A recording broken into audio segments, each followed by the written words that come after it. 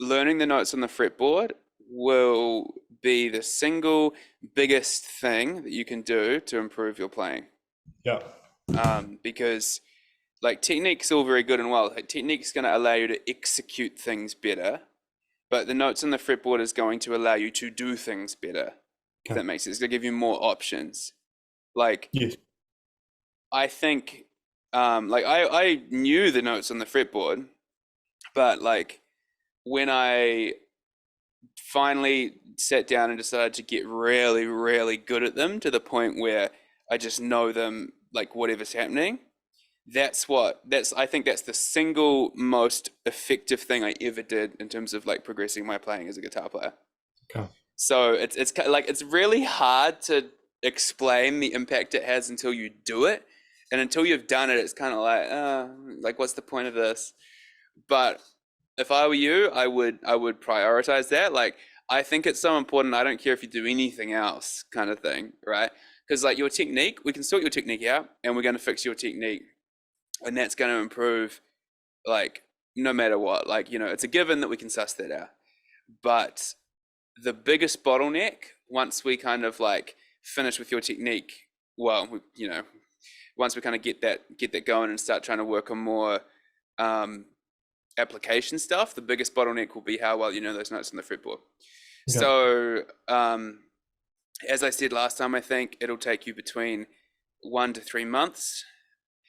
The key is to be extra patient and extra careful. I want you to like tend towards caution with it. Yeah.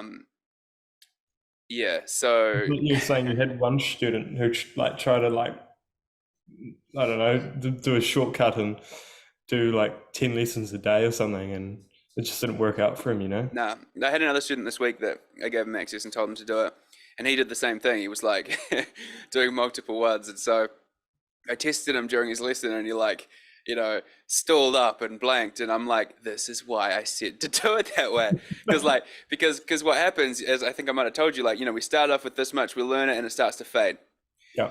and then we have to refresh it and revise it, and if you do it how I said, where we are ruthless about not adding another one until we know it like that, then we're only ever learning one new note, and then we're only ever like if we're doing that, we're only ever learning one new note, and we're revising every other note at the same time. Mm. And so like it might not seem like a big deal to be like, oh, I can do two. I'll add two today. And it's like, cool, like that's probably fine for the day. But you stack that over multiple days, multiple strings. Now all of a sudden you have 10 that you kind of know maybe.